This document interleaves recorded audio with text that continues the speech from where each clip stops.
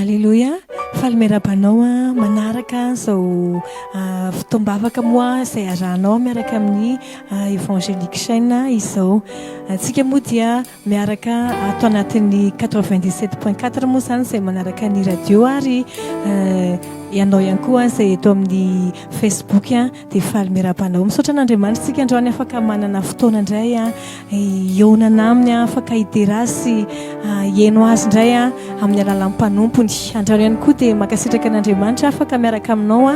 ary makasitraka ny mpanompony Bishop Dr Patrick Andrianarivo sy Révérend Phare Andrianarivo izay izy ireo moa no manindry afaka mananjara miaraka aminao amin'ity androany ity. Raha sitraka ao dia andehantsika hiarivavaka avy hatrany tiako ianao naizanaiza misy anao tiako ianao nankipy masinao dia sandrato ny tananao androany dia tsika nandratra an'Andriamanitra androany nazao mivoninay sy ny fahatsarany androany andehantsika samy miondrika tao anatrehany androany dia ilaza hoe tsisy toanao Andriamanitra androany fony izay anokatra any aminay atao anatrehanao indray androany izay fony any anandratra anao indray tiako ianao hivavaka raha eo mamay voninahitra anao izay androany misaotra Andriamanitra satria ianao no manome anay na ny herina ny tanjaka ianao no manome anay fahafahana Andriamanitra ianao no manome anay fahasoavana Andriamanitra androany dia afaka mitady anao izay afaka mijoro atao anatrehanao izay androany afaka ihany koa izay miteranao sy mihaino teninao androany telaza hoe tsara loatra ianao androany telaza Andriamanitra hoe tsisy toanao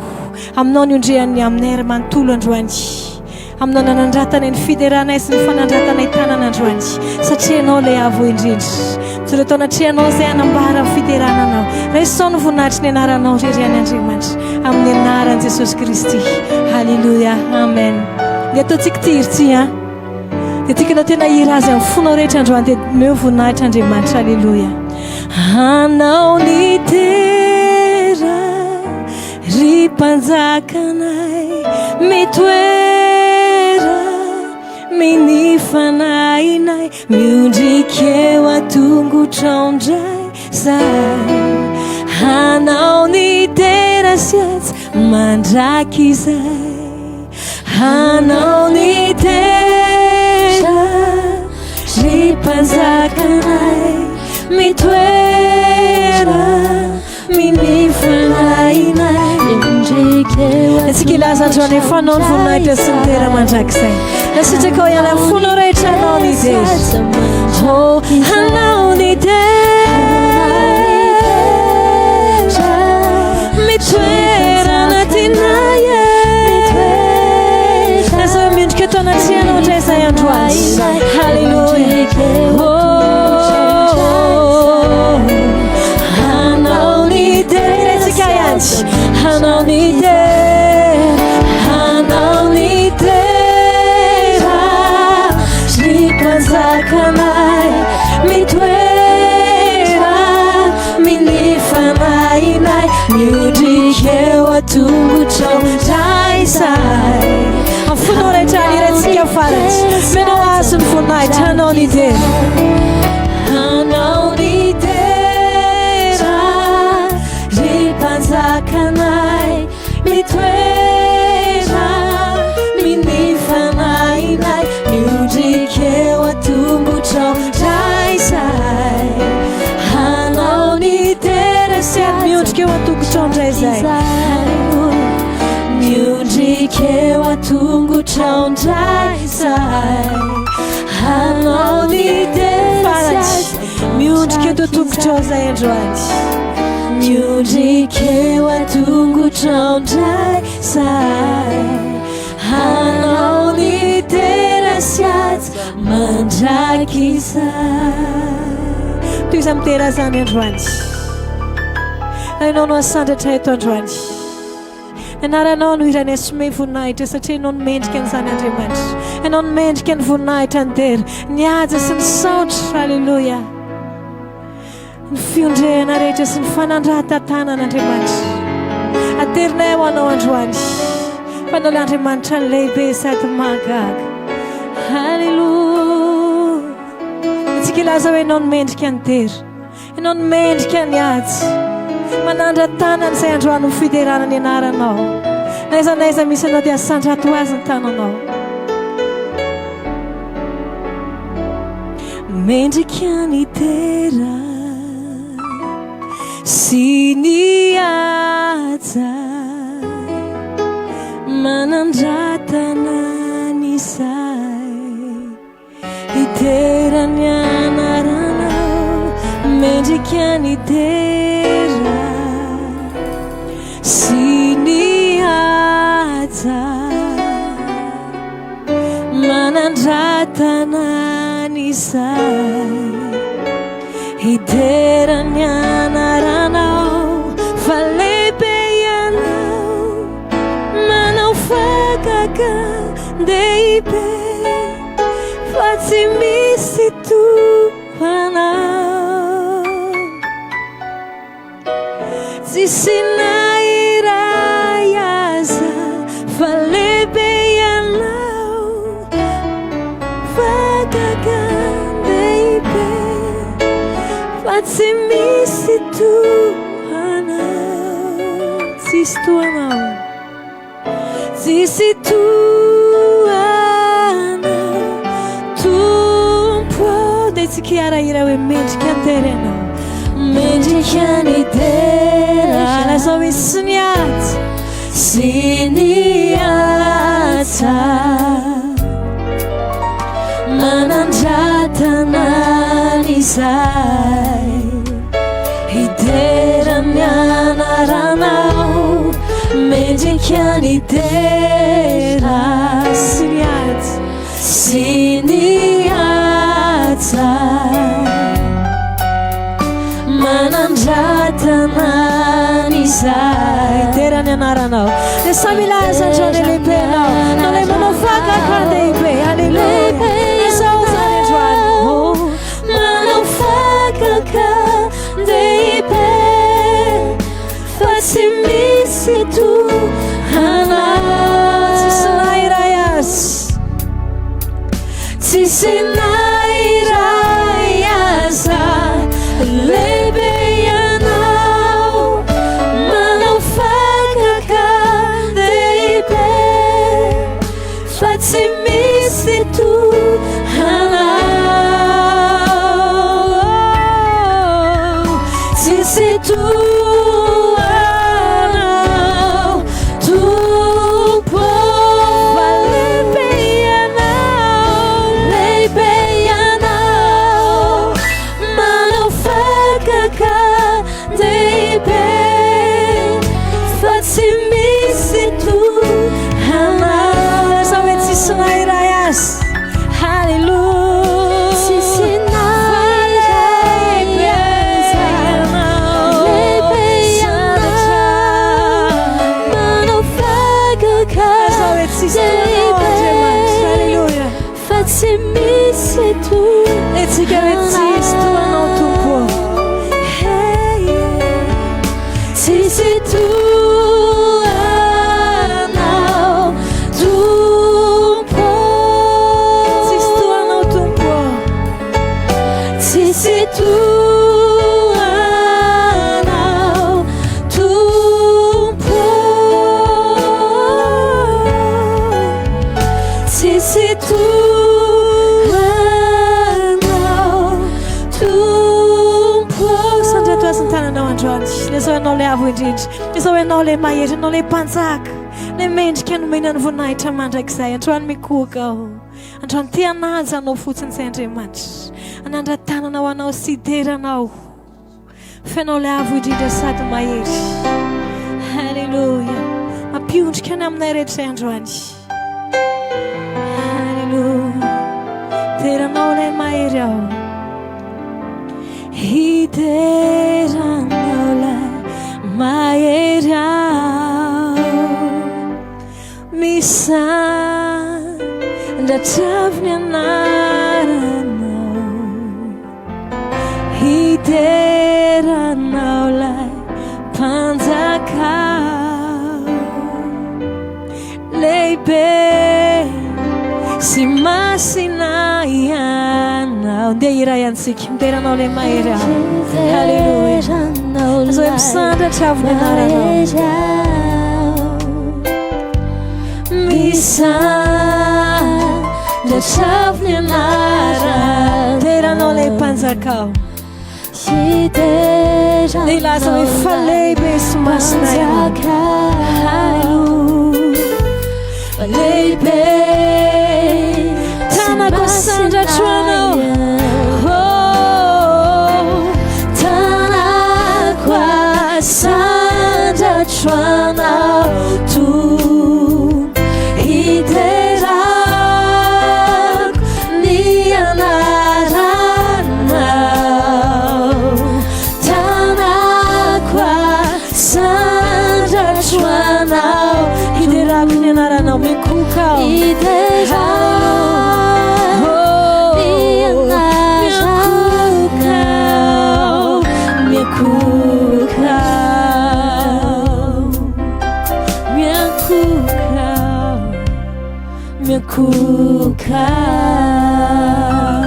Betsika amin'ny terany anaranao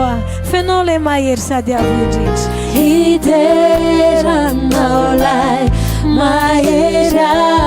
misandratra avy ny anarany alleluia misandratra avy ny anarany teranao lay mpanjaka ao hiteranao lay mpanjaka falehibe sy masinayanao tanako sandratroanao to hiterako ny anaranao tanako sandratroanao to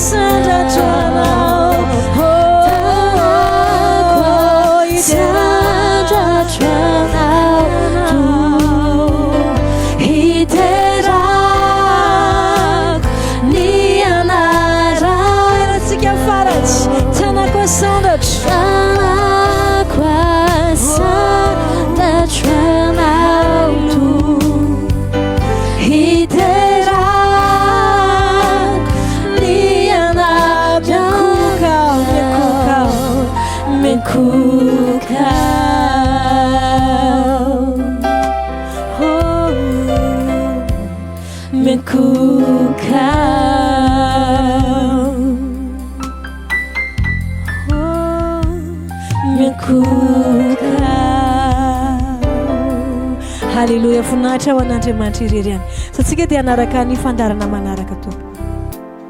faly miarabantsika tsiraray avy indray zay manaraka mivantana an'izao fivoriam-bavaka izao eto amin'ny tambajotra serasera Facebook ary koa ao amin'ny radioantsika Fandresena 97.4 makasitraka an'Andriamanitra koa androany afako indray mitondra anao anatin'ny fampahirezana amin'ny alalan'ny isan'andro mahafinaritra ary makasitraka ihany koa andray mandrentsika ara-panahy Bishop Patrick sy Révérend Fara Andrenarivo androany moa tsika dia andray fampahirezana irahantsika amin'ny mpanompo vavin'Andriamanitra Révérend Fara Andrenarivo ao amin'ny alahady fa 10 ny volana May zay nampitondray loha hevitra hoe jereo amin'ny fomba hafa izany moa dia nalainy tao amin'ny ten'Andriamanitra tao amin'ny boky Nomery toko 412 andininy 9 sy 7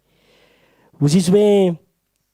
raha sitraky Jehovah isika dia hitondra antsika ho amin'izany tany zany izy ka omeny antsika ny tany tondra dronono sy tantely fa aza mihodina amin'ny Jehovah ianareo ary aza matahotra ny tompon'ny tany fa anina ho antsika ireo ny fiarovana efa niala taminy ary Jehovah momba antsika ko aza matahotra azy ianareo toy izao moa no fanazavan'ny mpanompon'Andriamanitra izany rehefa mbola tsy tonga ny zavatra irinao na ny valim-bavaka na rehefa miatrika karazana olana izay tsy mbola mahazatra anao ianao dia tiany fahavalo ianao isaina negativa foana resaka farerahan-tsaina foana toy ny hoe vizanao, kivy aho, tsy vitako itsony, tsy haiko itsony, lehibe sy ny sisa sy ny sisa mba hahatonga anao reran-tsaina satria rehefa reraka ny sainao dia tsy miakatra koa ny finoanao fa mba hovay indray ny fomba hijerenao sy hisainanao ny zava-misy atrehanao rehetra mahita satro-boninahitra ao ambadiky ny Goliata mahita voninahitra ao ambadiky ny hazo fijaliana mahita fandresena ao ambadiky ny ady mahita fitahiana ao ambadiky ny fanamby. Tena miankina tanteraka amin'ny fomba hijerevanao zavatra iray, ny zavatra hitranga amin'ny fiainanao. Joshua sy Kaleb rehefa nijery an'ireo Kananita, ary resy azy tokoa isika, harianina ao antsika ireo. Fa ny hafa kosa nefa dia fahafatesana ihany no hitany. Rehefa ny olana foana ny ifatoanao, dia ho reraka soki foana ianao, ary tsy mahita fa tsy fahavalo sy fahafatesana. Fa rehefa ny teniny sy ny heriny ny tena ifatoanao, dia ahitanao fa lehibe ny Andriamanitra ao. Ary ny fahavalo rehetra dia bitika. Ary ireo olana dia tahaka ny haniny ao anatrehanao, ary fandresena ny satroboninahitra ihany no hitanao. Aza dia variana mijery sy mifantoka amin'ny olana loatra, mahita voninahitra tsara ao ambadika io, mahita zavatra tsara arak'izay lazain'ny tenin'Andriamanitra, dia izany foana saintsaina sy resahana, dia ho feno fitsarana foana sy fifaliana mandrakariva ianao, sady tsy tsahatra hitany voninahitra mandrakariva. Mifatoa amin'ny teniny sy ny fahalebiazany. Ny teniny dia milaza fa manoatra noho ny mpandresy ianao, lohany ianao, manan-karena ianao, salamy ianao, sady ambinina amin'ny zavatra rehetra, olona miavaka sy voata. Malala eo masony, be voninahitra sady tiny. Efa voatendrianana fiainana tsara ianao. Raha resy lahatra amin'izany fampianaram-panompon'Andriamanitra izany ianao, dia tsika hiaraka anao an'ity fanekam-pinoana izay voasoratra eto ambany ity. Efa voatendrianana fiainana tsara aho. Tsisy olana ka natao arava. Fa ao ambadiky ny Goliata dia misy fandresena satroboninahitra ao aho. Ao ambadiky ny hazo fijaliana dia isy voninahitra. Ao ambadiky ny ady isy fanamby, misy voninahitra ao aho. Ny Kananita tsy olana, fa hanina ao aho, ary hifaly amin'ny zava-tsoa maro aho amin'ny tany Kananako, amin'ny anaran'i Jesosy. Amen. Ny sain'ny lalina moa dia hoe inona ny tena tokony ifatoanao sy mila jerenao. Ahoana ny fomba ahafahana mijery ny zavatra rehetra amin'ny fomba hafa. Ny sainao Andromanalina dia ao amin'ny Petera 2:1-10. Hozy izy hoe, eny nokatsahany izay andro na izay toetrandro notondron'ny fanahin'i Kristy sy voninahitra manaraka izany. Vaky teny isan'andro ny maraina dia asan'ny apôstôly 4:20, ny hariva ny Joshua 7:17 sy ny 7:20. Eny ara fa hiditra amin'ny fandarana manaraka isika. Eny ary faly miarabanao amin'ny anaran'i Jesosy Kristy izay manaraka ny fandarantsika eto amin'ny radio fandresena sy ny tambazotra serasera Facebook izany amin'ity anio ity. Misaotra n'Andriamanitra lehibe ny amin'ny fahasoavana izay omeny andro any ahafahako manompo azy, ary sorako ihany koa ny ray aman-dreny ara-panahy Bishop Patrick sy Révérend Fary Andrianarivo izay manokatra varavaranao ao anatin'izao ministera izao, ahafahako manompo an'Andriamanitra sy manompo ny vahoakany izany. Eny ary tondranao anatin'ny fanatitra amin'ity anio ity. Fa mialoha ny idirantsika ao anatin'izay dia manasanao hamaky ten'Andriamanitra ny atokantrano any. Sokafana ny baibolinao amin'ny mpitoriteny 2:1-5. Mpitoriteny 2:1-5. Vaky toy izao amin'ny anaran'i Jesosy. Amin'ny maraina dia afafazo ny voanao, ary amin'ny hariva dia azatsahatra ny tananao, fa tsy fantatrao izay hovanina na ny teo aloha na ny teo aoriana na angamba samy hovanina avokoa izy rotota. Manasanao amin'ity anio ity hitondra an'izay fanatitra izay. Mety maro amin'ny olona miteny manao fanatitra foana ve? Eny, satria izay zavatra marany ten'Andriamanitra io izay efa fazo ny voanao maraina, fa fazo koa ny hariva, azatsahatra koa ny tananao ny hariva. Hitanao ny zavatra rehetra izay omen'Andriamanitra anao, eny hatramin'ny vola, dia tsy natao hohanina daholo izy rehetra, fa misy natao hoe vo izay afafinao. Boky Matio dia milaza, Matio 2:2-20, milaza Jesosy manao hoe aloavy ho an'ny kaisara zay any kaisara ary aloavy ho an'Andriamanitra zay an'Andriamanitra. Teny aminao ny baiboly fa tsy natao hoanina nandaovana hetra sy ny zavatra maro samihafa tokoa ny vola zay eny aminao fa misy an'Andriamanitra. Averiko misy an'Andriamanitra amin'ity ity ary dia tsika andoha zay tokony ho alohantsika amin'Andriamanitra. Izy tsy inona no efa laza hoy hoe tsarovy Jehovah Andriamanitra ao fa izy nanome anao hery avrinarena. Ka raha hitondra ny fanaritsitsika amin'ity ity dia ambarako aminao lazaiko aminao ny lahara taripia izay ahafahanao mandrotsaka ny fanatitra ao izany. Toy izao ilay izy manasanao andray alizy atsoratra 034 81 984 83 034 81 984 83 na aotra telo efatra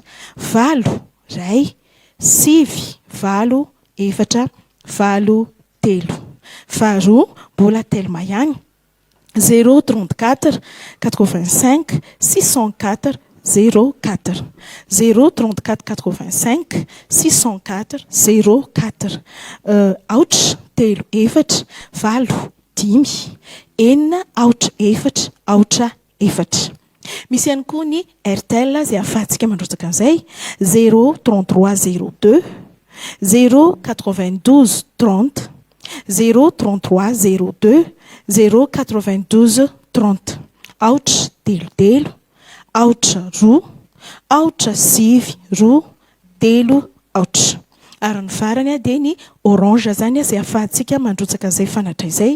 032 97 096 84 032 97 096 84 aotra telo roa sivy fito aotra sivy enina valo efatra. Eny ary mandritra ny fandrotsahanao an'izay fanatitra ao izay na ny ampahafolo-karena ihany koa moa an'izay efa mahatakatra an'izay dia ndehantsika mbola ilomano ao anatin'ny fiderana an'Andriamanitra. Araka izany dia ndehantsika mbola mivoninahitra an'Andriamanitra ihany. Tsika toy ilaza hoe iza nitahaka anao Andriamanitra. Halleluja. Iza no afaka hita aminao ilay pary. Tena izany mihitsy anao Andriamanitra ary androany mbola nandratra anao izay. Ianao no fiandohany ary koa ny fiafarany mandraky izay ianao. Tsisy afaka hita aminao ry ilay pary ray mandraky izay. Dia avetsika ihany ianao no fiandohany. Ianao no fiandohany ary koa ny fiafarany. Lasa hoe mandraky izay ianao. Iza no afaka hita aminao ilay mpanjaka. Ianao ilay ray mandraky izay. Tsisy afaka hita aminao ilay mpanjaka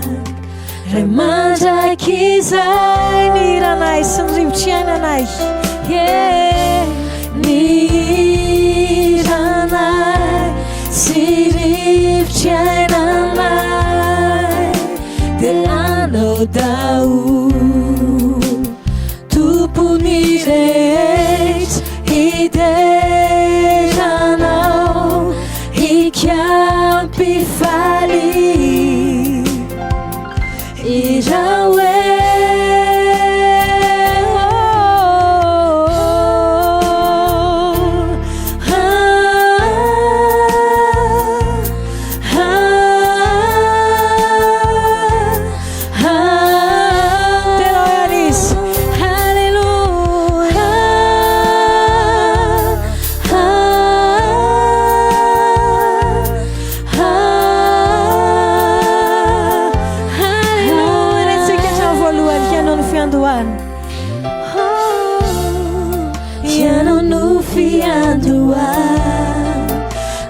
Kuni fiafarany mandraky izay ianao. Mandraky izay ianao.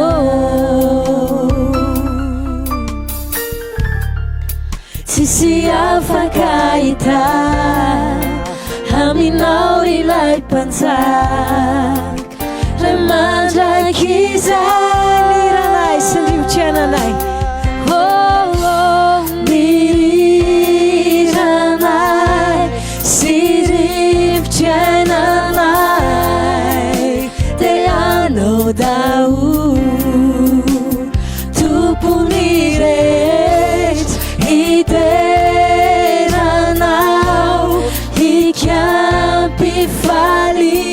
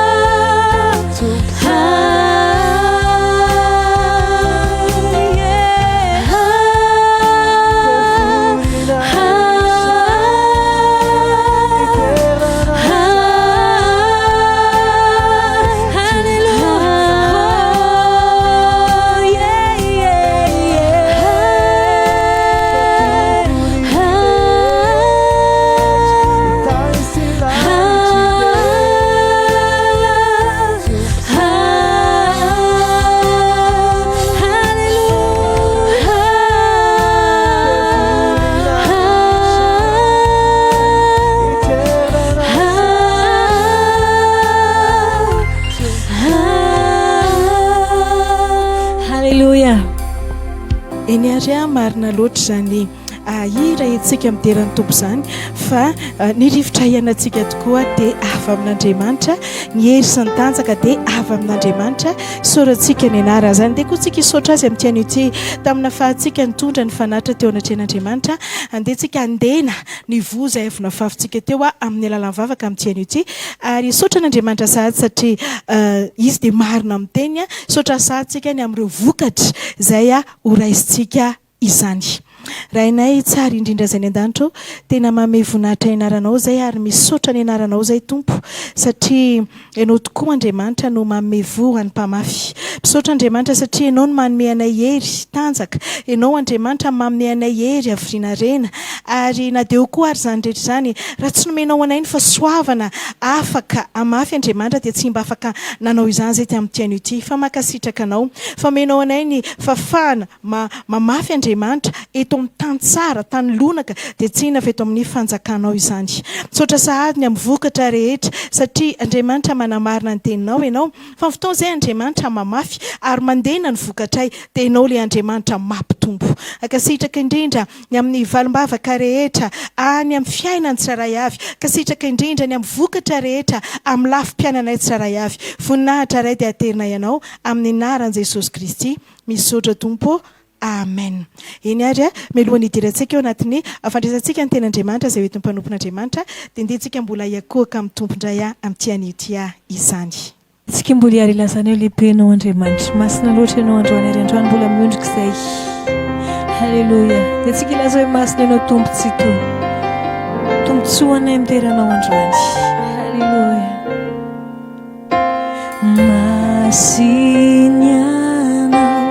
tompotsito, tombotsoa anay ny miteranao, parizao rehetr'izao, azahoany mijoroano. Ndeha raha tsika mireo masina ianao tompontsito. Halleluja. Tompotsito, tombotsoa anay ny miteranao, parizao rehetr'izao, azahoany mijoroano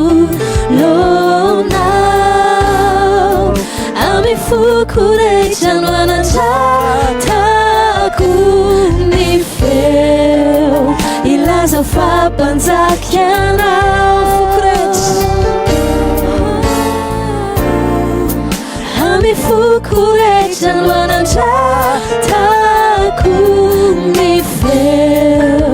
ilaza fampanjakanao. Ilaza hoe lehibe anao mendrika ho terainy indrindra.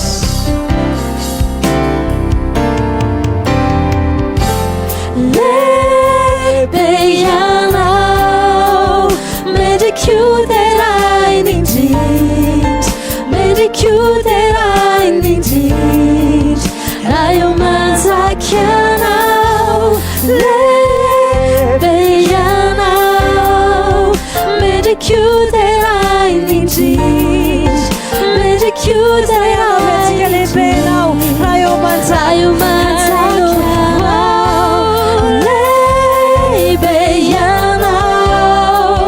mentre chiuderai l'indrindra, mentre chiuderai l'indrindra, la sua manzacchiamo raio manzacchiamo lei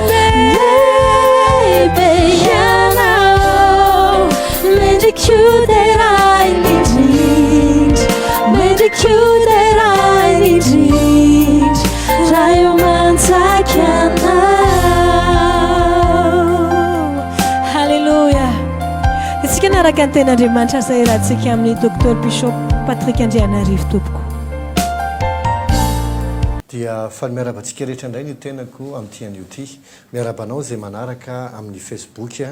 ny fanompopo fahafahan'androany, miarabanao koa izay manaraka amin'ny radio 7:30 teboka efatra teny radio Fandresena izany. Ao anatin'ity fotoambavaka mivantana ity.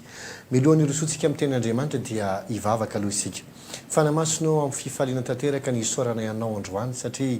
ianao le Andriamanitra lehibe sady mahery, ianao le nanangana an'i Jesosy Kristy tamin'ny maty. Androany amin'ny anaran'i Jesosy Kristy no angatahako anao mba hanokafanao ny masom-panahy rehetrarehetra sy ny sofim-panahy tsirairay avy ary mezanao azy fahasoavana ino ny teninao, iaina amin'ny teninao amin'ny anaran'i Jesosy. Mba ho vaova indray izy ho amin'ny voninahitra, maka amin'ny voninahitra ka iainany amin'ny finoana ho amin'ny finoana isanandro amin'ny fiarahana anao. Dia misaotra fa niositra ao no hampianatra ny zavatra rehetra ary ianao no hanondraka fahazavana ny masom-panahy rehetra ahafahany rehetra mahatakatra ny teninao indray amin'ny anaran'i Jesosy. Amen. Resaka kely tsika anio mikasika ny fandresen'i Jesosy. Maro ampindra indray no ohatrany hoe ndeha ataoko mihitsy hoe hampahoriny ny fanahy maloto. Ary lasa tsy tonga saina mihitsy hoe zao zavatra sainiko zao nena ty zavatra ataoko ty nge ka fanahy maloto no mampahory aho amin'izany na manosika manao an'ity. Ary misy koa aza olona indraindray ohatrany hoe fatorany fanahy ratsy mihitsy fa tsy tonga saina, mety io amin'ny aretina, mety io amin'ny resaka arabola, mety io amin'ny resaka toetra, fa io tsy tonga saina hoe fanahy maloto angeny mangeja anazy. Androany aty resaka kely amintsika anio maraina sy ny rariva mbola iresaka ny mikasika an'ity resaka asan'ny demony ity. Fa ito aloha ty resaka aminao ny amin'ny hoe ny fandresen'i Jesosy. Ahoana nahafahanao miaina amin'ny tompo mandrakariva amin'ny fiarahanao amin'ny tompo ambony foana, tsy azony devoly ampahoriana sy ampijaliana lavo zao. Raha nifisika eo ihany mbola iresaka mikasika ny fomba ampahoriany devolin'ny olona. Fa ito aty andefa mielosady androany mikasika ny amin'ny ahoana tonga anao iaina foana amin'ny fandresena, iaina foana amin'ny topy, tsy atonga amin'ny fanahy maloto afaka ampijaly sy ampahory anao zany mba tonga ny finoanao hitomboka hiandroso amin'ny fiarahana amin'ny tompo. Ndio vakitsika ny Jaona toko 4:20 ka ny andininy 7:30. Filazantsara amin'ny Jaona toko 4:20 ka ny andininy 7:30. Jaona toko 4:20 andininy 7:30 zao lazainy. Zany teny zany no efa nolazaiko taminareo mba nanareo fiadanana amiko. Aty amin'izao tontolo izao no ahitanareo fahoriana, nefa matoky izao efa naharesy izao tontolo izao. Hoy Jesosy, aty amin'izao tontolo izao no ahitanareo fahoriana, nefa matoky izao efa naharesy izao tontolo izao. Izao efa naharesy izao tontolo izao. Zavatra tena mila mipetraka ao anatsika zany hoe fandresena ny meny Jesosy atsika zany. Satria indraindray tsika ohatrany sanatriany zany tahaka ny mbola voaiady atsika ve Jesosy, sa ve hoe tsy ampy le fandresen'i Jesosy ka mila apitsika miaditsika manokana. Fa Jesosy efa laza mazava hoe zao efa naharesy izao tontolo izao. Matokiana ho izy izao efa naharesy izao tontolo izao. Matokiana ho Jesosy nefa matoki izao efa naharesy izao tontolo izao. Zany teny zalo izy no efa lazaiko taminareo mba hanananareo fiadanana amiko. Dika izay sitrapon'Andriamanitra izasenao iainao anaty fiadanana, iainao anaty filaminana, iainao anaty fitoniana, iainao anaty fitsarana, tsy olona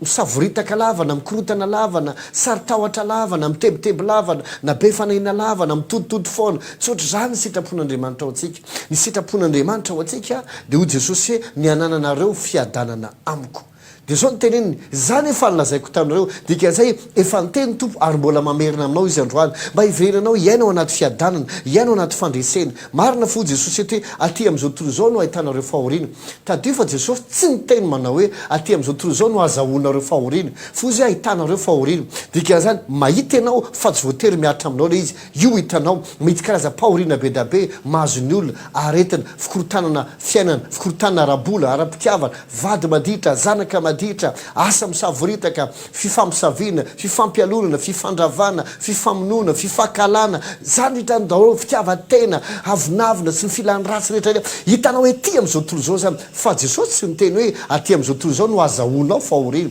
non izy niteny hoe mahita ianao fa tsy midiky zany mahazo ianao zay mahatonga izy teny nareo mila mena anaty fiadanina ho jesosy matoky zaho efa naharesy sao tontolo izao efa nandresy eno tsara jesosy dia efa nandresy any satana jesosy tsy voandresy any satana na dia misy azy ny fomba firesaky ny kristianana hoe ady ara-panahy jesosy eno tsara jesosy na dia misy any ady ara-panahy tsy andeha hidina indray ka hiady amin'ny satana fandroany jesosy dia efa naharesy azy indre mandeha ary fandresena mandrakizay no azony jesosy fandresena mandrakizay no azony jesosy azy fandresena zay dia efa nomeny atsika averiko tsara zay fandresena zay dia efa nomeny atsika aloha sy ekonao mazavy ohatra hoe namarina moa ny fomba nandreseny jesosy nandresentsika ao amin'ny jesosy any satana satria jesosy efa nandreseny satana ary omeny atsika zay fandreseny zay dia mila iaina atsika zay fandreseny zay tonga atsika miaina amin'ny tompy mandrakariva tsy azony devoly ampahoriana na ampijaliana foana isan'andro vaky zao amin'ity rehetrarehetra ty zavatra voalohany mila azotsika dia eto hoy ihany hoe isika efa nandresan'ny satana niaraka tamin'i jesosy voalohany dia eto tiako mila azonao tamin'ny fotoana jesosy maty teo amin'ny azo fijaliana dia tadio fa jesosy tsy maty tamin'ny anarany fa maty tamin'ny anarantsika ahoana ny tenako an'izany satria jesosy tsy nanota ka milomboana amin'ny azo fijaliana vokatry ny ota zay nataony fa ny fahotantsika netiny marimarina kokoa misolo ny toerantsika izy natao hoe misolo ny toeranao zany dia zao amin'ny anaranao no anaovana an'le izy zay ny dikany hoe misolo toerana zay ny dikany hoe misolo toerana meko ohatra tsotra raha sendra mbola tsy azonao ihany raha ohatra ka misy dia tokotra hoe filoham-panjakana anankiray tokony andeha hanatrika fanokanana toerana anankiray dia toko ohatra hoe fanokanana tetezina anankiray zay vita na trano lehibe lalana ngezabe anankiray zay vita ohatra hoe nisy lalana tsy haiko 10 kilometatra ve vita sa ohatra zany dia tokony hotokanina dia mety hoe eo zany ministry ny asa vaventy sy namana dia mety hoe nasaina mihitsy ny filoham-pirenena handeha hanokana le izy dia tsy afaka izy ohatra no ny antony be da be dia nampitondra taratasy izy teny vakiny amin'ny anarana dia mety mamaky an'iny ny misy ny asa vaventy ohatra tsy mamaky an'izy satria izy nanao an'le asa fa mamaky an'iny izy amin'ny anarany filoham-pirenena dia zay ohatra ny hoe filoham-pirenena no miteny an'le izy dia tahaka an'izay ihany koa raha nisolo ny toerantsika jesosy dia dikan'izay zany nanao an'le izy teo amin'ny toerantsika izy dikan'izay tamin'ny anarantsika nahafatesan'i jesosy fa tsy tamin'ny anarana tsy magaga raha hoy paoly manao hoe galatiana 2:2 vaombo ny araka amin'i kristy teo amin'ny azo fijaliana satria naomy iny nataony jesosy teo iny dia nataony mba ho anahako nisolo ny toerako izy zay mahatonga azy miteny hoe vaombo niaraka tamin'i jesosy teo amin'ny azo fijaliana faharoa mitomby any le etape la izy niara-maty tamin'i jesosy teo tsika dia baiboly koa dia milaza fa rehefa maty jesosy dia nalevina dia tsy jesosy rery nalevina fo baiboly hoe niara-nalevina taminy koa tsika romana 9:1 no milaza an'izany fo zay niara-nalevina tamin'ny batisa ianareo kolosiana koa dia milaza an'izany kolosiana 2:2 zao lazany hoe fa niara-nalevina taminy ianareo tamin'ny batisa zay niarahanareo natsangana taminy koa no ny finoana ny asan'andriamanitra dika zay niara-nalevina tamin'i jesosy koa tsika tamin'ny alalany batisa nino tsika niara-maty taminy dia aveo tsika niara-nalevina taminy dikan'izay zany dia zao na dia jesosy rera no ohatrany hoe maty tany dikan'izay dia zao isika koa niaraka maty taminy tany amin'ny fiainatsika niara-nalevina taminy mila hitanao zany zavatra zany nitebaka fahatelo amin'izay dia eto rehefa niara-nalevina tamintsika dia dikan'izay niara-niaty sika tamin'i jesosy rehefa tany amin'ny fiainatsika jesosy dia fantatrao inona ny zavatra nitranga tany spectacle be mihitsy tany spectacle be mihitsy tany satria tahaka zao ny fandehan'ny tantara tonga ny fanahy maloto rehetra tany amin'ny elo mikasa hanepotra azy atonga azy hijanona tany atsy nitsangana tamin'ny maty baiboly nefa dia milaza fa jesosy dia nitory filazantsara tamin'ireo olona zay tsy nino fony andro ny faharipon'andriamanitra tamin'ny andronao aho. Inona moa zany nitory teny tany amin'ny elo ve Jesosy ry havana malala nanananana tsy zany nataony ka. Inona nataony naseho amiariary ny faharesen'ny satana. Fotry hoana ny zavatra nitranga de ovakitsika Kolosiana 2 ihany ka ny 5:5. Zao lazainy hoe ary nesorony tsy eo amin'ny tenany ny fanapahana sy ny fahefana ary noho ny azo fijaliana dia naseho amiariary ny fitondran'ireo toy ny fanao zay avy nandresy. Nesorony tsy eo amin'ny tenany ny fanapahana sy ny fahefana. Zany hoe tamin'izy nidina tany amin'ny fiainatsita 2 zay vakitsika teo rehefa maty izy dia nidina tany amin'ny fiainatsita izy dia tedaviny devoly sepohina tany izy. Maty tany tsy nitsangana tamin'ny maty intsony. Vohidy tany tahakandry Abraham, vohidy tany tahakandry David, vohidy tany tahakandry Joseph, vohidy tany tahakandry izy daholo ireo olona tamin'ny masina tamin'ny testamenta taloha rehetra, ireo olona masina rehetrarehetra izay vohidy tany amin'ny fiainatsita. Tsy eo akory tsy hoe fiainatsita nytiako tena tsy hoe any amin'le elo le fijaliana. Tsy an'ilay izy mizara anankiroa ny fiainatsita tamin'ny fotoanandro. Ny fiainatsita anankiray voalohany dia natsoina hoe eo atratrany Abraham. Izy toloha Jesosy name fanoharana zany mazava tsara mihitsy. Hoy izy hoe izy toloha izy maty Lazarosy lehilahy mahantra. Dia rehefa maty izy dia tonga teny atratrany Abraham. Io atratrany Abraham io koa dia natsoiny baiboly hoe paradisa. Misy mietrehitra fa ny paradisa dia ny an-danitra. Paradisa tsy ny an-danitra ka. Ny paradisa dia toerana fiandrasana. Fiandrasana ny amin'ny fiavian'i Jesosy. Zany hoe marimarina koa ny fitsanganan Jesosy amin'ny maty. Aloha fa ho avy tsikelikely tsika amin'izay mba ho azonao ny tiako resahana. Tonga teny atratrany Abraham izy mizara anankiroa ny tany amin'ny fiainatsita zany. Dia inona zavatra nitranga dia rehefa tonga tany Jesosy marimarina koa aloha averiko tsara ilay tantara. I Lazarosy rehefa maty dia tonga teny atratrany Abraham. Le mpanan-karena indray rehefa maty dia lasa tany amin'ny elo. Tany amin'ny elo. Le misy ny fikotrehan'ifo sy ny fijaliana. Dia zao ny tenen'ilay mpanan-karena. Hoy ry Abrahama raiko mba hirao re Lazarosy mba natsoboka ny tanany ao anaty rano ka natete zany amin'ny vavako fa mainy ny etaeta loatra ako. Dia hoy Abrahama hoy zay anaka tsy afaka makeny aminao izy fa misy lavaka zay anjadina lehibe. Zany hoe lavaka tsisy farany lalina dia lalina manelanelana nay sy aminareo ka zay avaty aminay tsy afaka makeny aminareo azy aveny aminareo tsy afaka mankety aminay. Ataoko anaty fony teny vetivety. Misy olona mantsy mieritreritra hoe mampianatra mihitsy aza hoe rehefa maty ny olona anankiray ka lasa ny fiainatsita izy dia azo entina mbavaka rehefa ohatra izy ka very mba handalo ny afo fanadiovana dia aveo rehefa aveo makany amin'ny fiainana mandrakizay makany amin'ny paradisa. Ny valiny dia tsy misy afo fanadiovana zany tsy maexiste zany. Amin'ny fotoana olona anankiray veriny amin'ny elo dia very ny anarany. Tsisy famindram-po intsony vita ny asa amin'ny manaraka azy. Ozy Abrahama hoe le anankiray zay avyany aminareo zay avany aminareo tsy afaka makaty aminay ary ny aty aminay tsy afaka makany aminareo. Dikazany tsisy famindra-toerana any. Fa saingy zao dia hoy izy hoe mba tenena ary avelo ary mba mandeha hitsangana matina mba manira olona avaty maty andeha hilaza amin'ireo rahalahyko fa mbola manana rahalahy anankidimy amin'izay zareo mba tsy makaty. Dia hoy izy Abrahama efa manana ireo mpaminany izy hitory aminy fa rehefa tsy mihinan'ireo izy dia hoany aminao ihany. Tsy ny teneniko anao hoe rehefa mba mitory aminao ny mpanompon'Andriamanitra dia mba inozy lazainy ny tenin'Andriamanitra mba tsy overany amin'ny elo ianao. Dia inona tiana tongavana zany. Dika izay zany mizara roa. Ny anankiray ery atratrany Abrahama, ny anankiray ery amin'ny fikotrehan'ifo zay misy lavaka lalina be zay tsisy ino tezy teo tsy misy afahana miona ireo. Dia ny zavatra mitranga dia zao. Jesosy rehefa tonga tany ry Abrahama sy olo-masina zany mbola vohidy.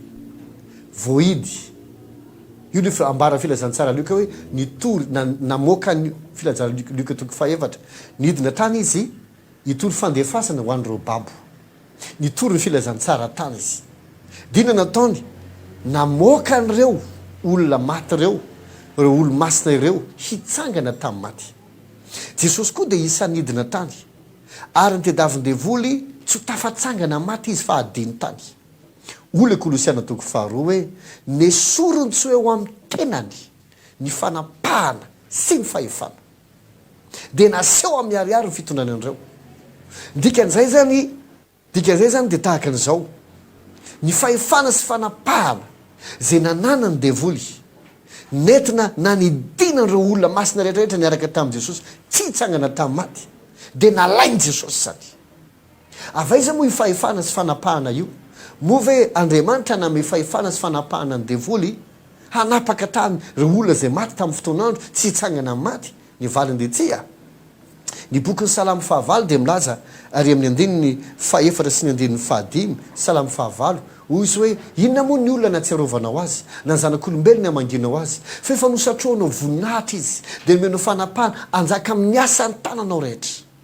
nampanaiky ny zavatra rehetra ao ambany tongony ianao inona ny dikan'izany andriamanitra dia name fanapahana azy voninahitra fahefana ny olombelona zay tsy iza fa adama fa saingy nofitahany devoly eva dia rehefa rany ninona le voankazo tokony hohanina izy dia lasa ny satana le fanapahana sy voninahitra lasa teo ambany fifehezany devoly ndray ny olombelona raha tamin'ny voalohany zany tsy afaka nanapaka ny olombelona ny devoly noho ny fitaka nataony tamin'ny olombelona dia lasa ny fanapahana sy fahefana ry voninahitra eo zay na tonga jesosy tsy maintsy tonga olona mba haninona hiado atsika sy hamonjy atsika tsy jesosy anjely ny tonga dia tena jesosy andriamanitra izy olona ny tonga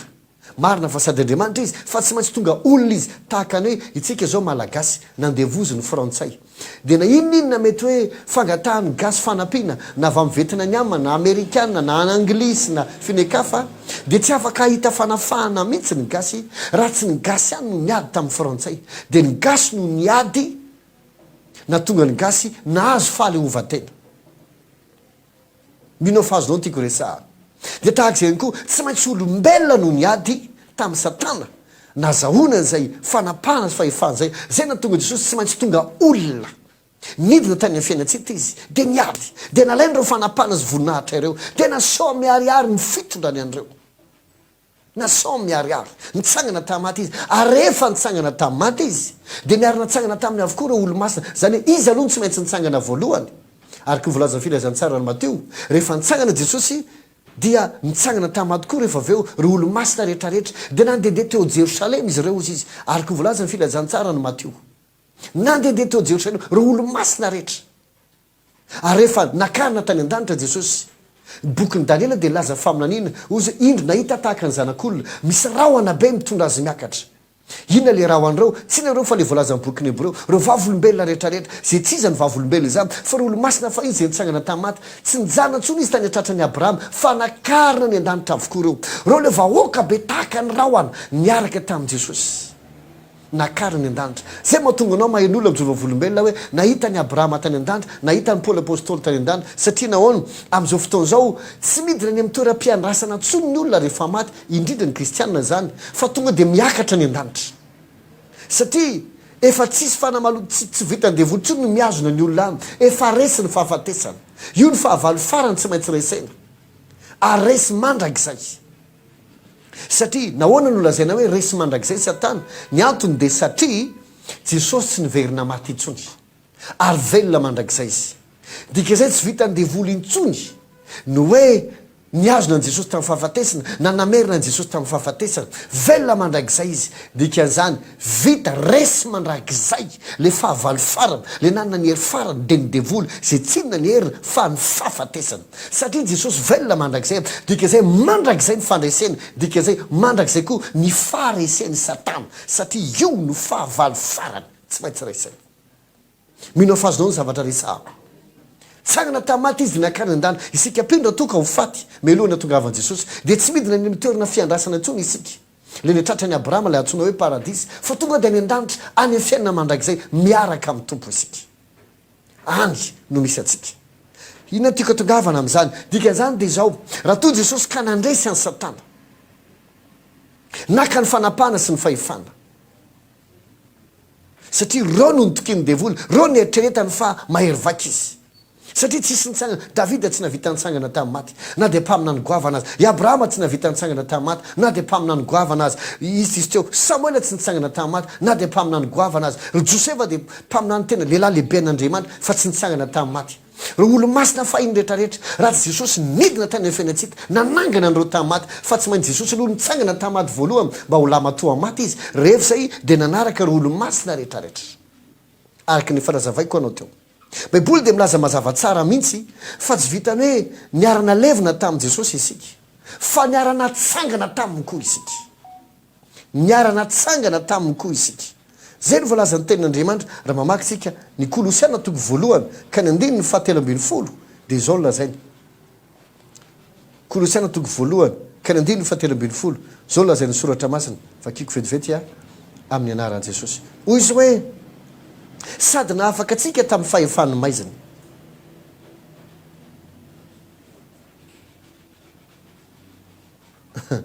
ka namindra atsika amin'ny fanjakana zanany malalany azafady kolosiana rehefa aveo vakitsika zay averiko vakitsy rehefa toko faharoa andiny faharoa ambin'ny folo le teo iny ihany ozy hoe fa niarina levina taminy ianareo ary tamin'ny batisy zay niarahanareo natsangana taminy koa no ny finoana san'andriamanitra dika zay zany niarina levina tamintsika dia rehefa zay dia niarana tsangana taminy koa isika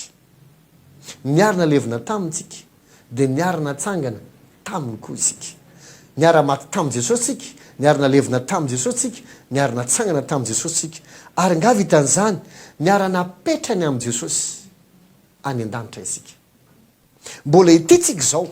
fa niarana petraka aminy any koa tsika sady any zany tsika no ety ao amin'ny tontolo ara-panazany tsika dia miara-mipetraka amin'i jesosy niarana petrany ny an-danitra efa nisy fotoana nitoran'izany teny zany le hoe niarana petrana tamintsika tamin'ny fotoana alady tahaka n'izao dika zay zany isika dia niarana andresy any satana tamin'i jesosy niarana andresy midiky zany fa efa resy koa satana eo an'lohantsika fa avalo efa resy izy mila hitatsika zany fandresena ananatsika izany eno tsara jesosy dia tena nandresy feno sy tanteraka completely ozy izy ny tena anglisy nandresy azy feno sy tanteraka resy tanteraka satana tsy mbola misy hoe ity zavatra ity tsy mbola tsy nandresentsika azy na ty teboka ty mbola tsy nandresentsika azy efa resitsika niaraka tamin'i jesosy izy efa nandresy azy jesosy atsika natao tao aminy efa nandresy azy jesosy aresy mandrak'izay izy efa resy izy eno tsara raha tsy natsangana tamin'ny maty jesosy dia midiky zany fa na jesosy ary tsy naresy azy fa ny fitsangana jesosy tamin'ny maty no profo lehibe indrindra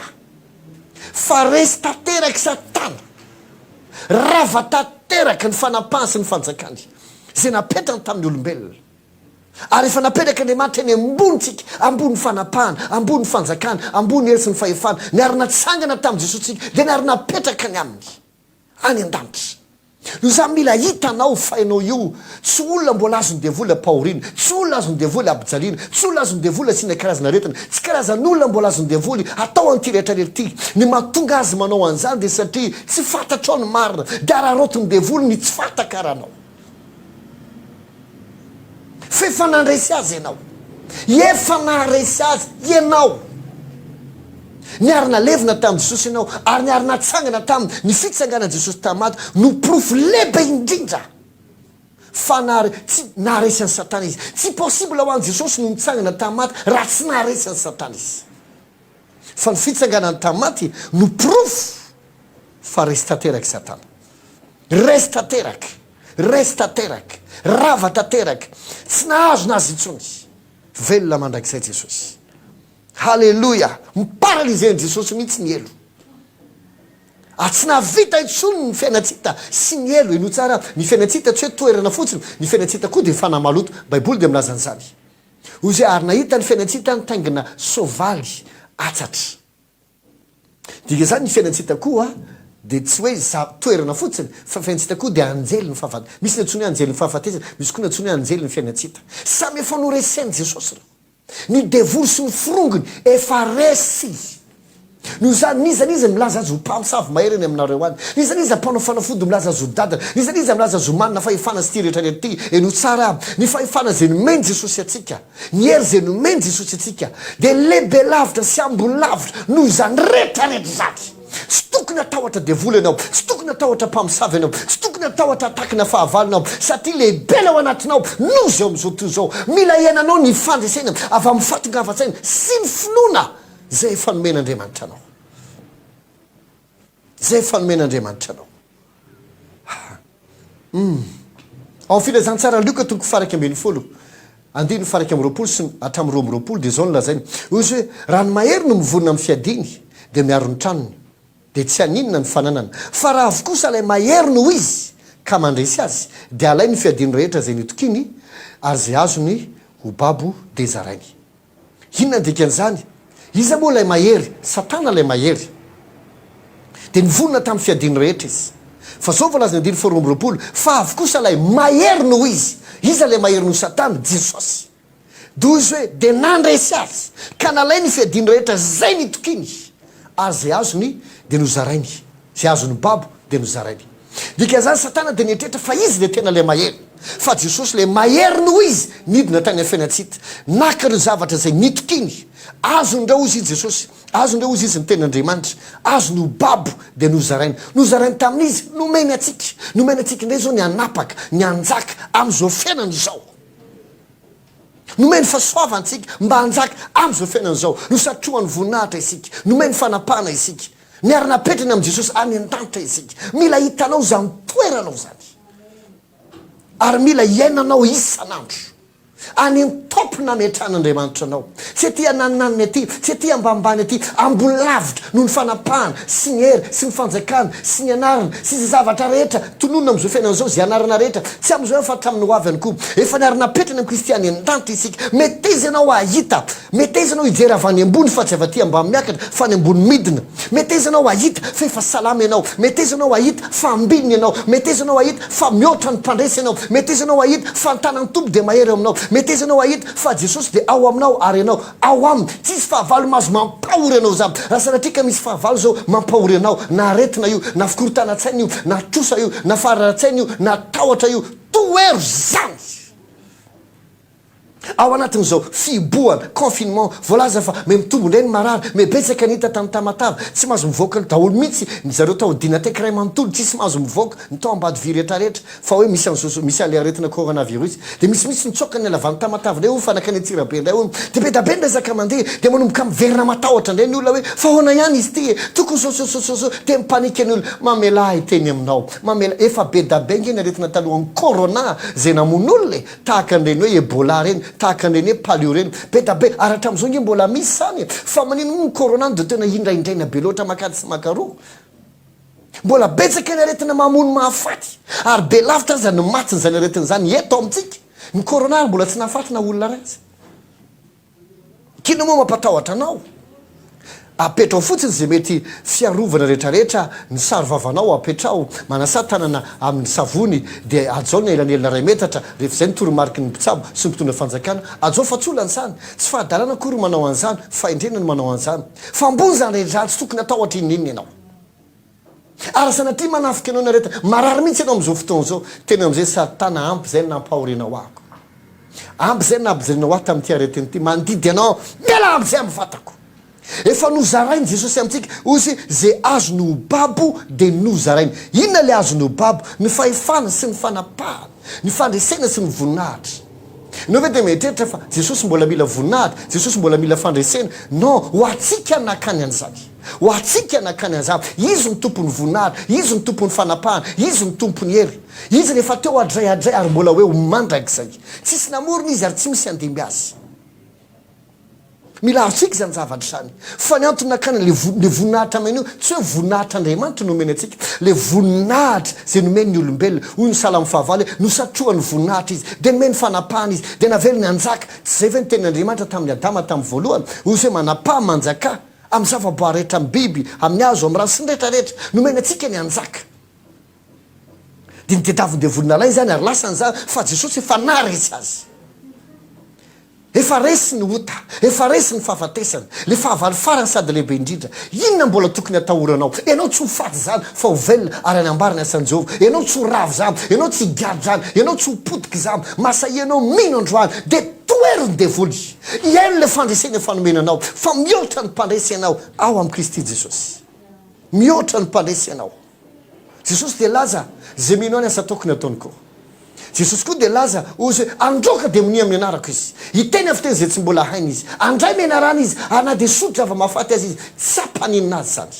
ozy androka de mini amin'ny anarako izy androka izy tsy tena hiady amin'ny devoly izy ozy androka mandroka ainao fa natao hoe mandroka efa nandroka alika ianao hoe mivoa ale mandeha tsy miady ny ataonao amin'ny alika mandroka ny fanao azy jesosy zay tena roa izy takao ale faso mandeha androka de mini amin'ny anarako izy amin'ny anarako efa ame jesosy ianao ny anarana le anarana ambony ny anarana rehetra ao izy izy nybokin'ny Filipiana ozy jesosy de nanaiky hatramin'ny fahafatesina teo aminazy fijaliana ka izany na nandratanaandriamanitra azy indrindra sy nanomezana azy ny anarany ambony ny anarana rehetra mba ho amin'ny anaran'i jesosy nandolian'ny lohalika rehetra sy anakeny lela rehetra fa jesosy no tompo ho voninahitra andriamanitra andolian'ny lohalika rehetra na ity an-tany na ny an-danitra hatrany ambany tany manaiky ny anaran'i jesosy noho izany tsisy devoly avany amin'ny elo na ity ambony tany na ny devoly eny amin'ny rivotra eny amin'ny lanitra ka afaka ampahory anao fa efa nomenanao ny anaran'i jesosy efa nomena atsika ny anarana efa nozarainy tamintsika ny baboazony de ny fahefana sy ny fanapaha mba ny voninahitra nahoana tsika ny atahotra lavo zao nahoana mety mandalo tsy fisina angamby ianao zao mety mandalo tsy fampina angamby ianao zao mety mandalo fikorontanina angamby ianao zao de hipetraka la merci an'izany ve ianao de anakijana ohatr' zao foana ve ianao akisany zany ala amin'ny fiainanao toero izy de andositra anareo baiboly efa milaza mazava lehibe zao anatinareo no zao am'izao tontolo zao lehibe le ao anatinareo no zao am'izao tontolo zao no zany roa ny fanamalody zay eo aminao aza manaiky ampahoriny zany natahotra na inona na inona na misy mpamosavy mitabataba razy aminao aza manaiky ampiororona izaniza fanjakana tsy azo ampiororona no ao anatitsika fanjakana tsy azo ampiororona lehibe le ao anatsika no zao am'izao tontolo zao toero izy de andositra anareo toero androka de mini amin'ny anarako izy o jesosy izy tsy tena anao négociation amin'ny devoly amin'ny anarako izy tsisy négoce mila atao amin'ny devoly na ny tena ndray andro nahita olo androga devoly de zao tena satana miala ianao fa tsy vitanao fa mitsara izy ianao tena raha tsy fanahy mihitsy miala ianao aizy izy devoly ataonao an'izany fa ka ny devoly etretonao fa tsara fanahy ke entiko aloha rehefa ela fa manjary raha tsy fanahy loatra izy fara tsy hatram'izay ary tsy sara ho amina ny kely azy no zany anio amara-panako ny teniko jesosy de efa lazy ozy hoe ety am'izao tolo zao no ahitanareo fahoriana nefa matoky izao efa naharesy zao tolo zao lika zay fanomena atsika ny fandresena toery ny devoly toery ny aretina jesosy no miteny baiboly no miteny toery fa andositra anareo izy mazava be zany teny zany toery fa andositra anareo izy andriamanitra tsy mandainy zamy toery fa andositra anareo izy rehefa zay ny tenin'andriamanitra de izay ny zavatra hitranga toery fa andositra anao izy aza misalasalany am'izany toero fa andositra anao izy mety eza hita fa niara-maty tamin'i jesosy ianao niara-nalevina taminy ianao niara-natsangana taminy ianao niara-napetraka aminy any an-danitra ianao ambony lavitra ny fanapahana sy ny hery sy ny fanjakana ary ny anarana rehetra zay tononona tsy am'izao fiainana zay fa ny amin'ny fiainana ho avy ihany koa ary efa nomeny jesosy atsika ny anarana efa nizarainy tamintsika ny babo ny fahefana sy ny fanapahana avany ny voninahana efa nomeny atsika ny fahendrena efa nomeny atsika ny heriny sy ny fanahana tsika tsy olona pokaty manana ny anarantsika manana ny herintsika no za androany niza nisy sika mahinao zao teny zao naiza naiza misy anao ninina ataky ndemony na fasairana na zavatra tena ohatrany mahatonga anao matsiary voahidy toero zany androany tiany andriamanitra iana amin'ny fahafahana atsika tsy andevozy nininona sy nizany izy ambinina amin'ny zavatra rehetrarehetra zany sitrapona zanany ianao azany sitrapono anao aza mendranyandriamanitra ndroka devoly eo amin'ny toeranao tsia zavatra tsy hivaly mandrakizay zany efa nomenanao ny fahefana no zany ampesao le izy raha entanao ny basy de rakody ve nietretinao hitifitra azy tsy zany ka anjaranao no mampiasa le izy ampesao le izy efa nampanantena izy ary marina zay teneny toero fa andositra anao izy tadio fa ambono ny devoly ianao ambono ny heratsy rehetra ianao ambono ny mpamosavy ianao ambono zay olona maivava rehetra ianao toero ny fahefana ny fanamalota ny asany demony rehetrarehetra zay mitady ampahory ianao toero fa andositra anao izy matoky efa voarainao ny ten'andriamanitra tsotra sady fohy no mazava hivavaka sika raha misaotranao zay amin'ny anaran'i jesosy kristy ny amin'ny teny menao anay tamin'ity androany ity ninina asan'ny fanamaloto androany zay mampahorony vahoaka na aretina zany na fikoritana ra-piainana zany na raboly io na ra-pitiavana io na amin'ny asa io na fikoritana tsaina io na tahotra zay orooro mahazony vahoaka isanandro androany zay fana mitondra tahotra sororodray roako miala amin'ny olona tsirairay avy any amin'ny tokantrano rehetrarehetra any amin'ny toeram-piasana ao misy azy zao satana miala atao ianao zao avy izy tsy haiko mampahory azy roako ny fanahana aretina rehetrarehetra roako ny fanahany tahotra rehetra ninina aretina mahazony tsirairay avy amin'izao minitra zao ninona endry ninona anarana ninina aretina na vokatry ny tsiretina tao zany na vokatry ny fahadalana izany na vaiza manona amin'izao fotoana zao ny rahan jesosy hidina aminao miafo ny fanamasina hidina aminao aroako ny fanamaloto rehetra zay mampijaly anao mikisany zao mela aminy zao mivoa aminy zao asaiko miverina mandrakizay mivoa aminy misy azy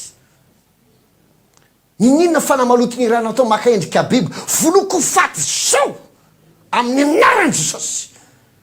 zay fanambiby rehetrarehetra tonga ao amin'ny tranony ny nofo ratsy rehetrarehetra ny fanamaloto mandoto azy amin'ny nofo amin'ny alina mikisana aminy tsiraiko miverina mandrakizay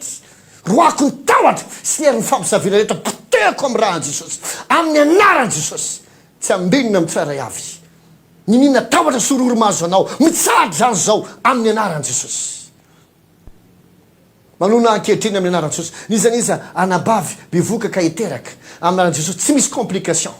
ny dokotera sy ny sazy famorehetra zay ampiteraka anao ny anjely ny tompo anampy azy amin'ny zavatra rehetrarehetra ataony ho teraka somatsara anao tsisy complication ianao amin'ny anaran'i jesosy kristy amin'ny anaran'i jesosy kristy ary ny zanaka ho tain'andriamanitra sady ho fitahina ho any ankono anao amin'ny anaran'i jesosy ninina zavatra ataonao mandidy sady fiarovanao amin'izany fanambinao amin'izany fandrosona amin'izany amin'ny anaran'i jesosy amin'ny adinao rehetrarehetra manonona sady ary mandidy fandresena ho anao amin'ny anaran'i jesosy kristy fiadanina ho anao sy ny ankonanao amen matoky fanasoanao ny fotoanantsika androany raha riva moantsika mbola hiaraka ihany amin'ny roa ora sasany zay miaraka eto ihany fa matoky fanasoantsika rehetrarehetra ny fotoana tamin'ity anio ity dia filazana moa dia misy foana fampahirezana amin'ny Facebook na amin'ny radio isanandro amin'ny enina sasany amin'ny 12 sasany sy amin'ny 10 ora sy sasany ariva izany misy koa filazana alefako eny antsefatsefany eny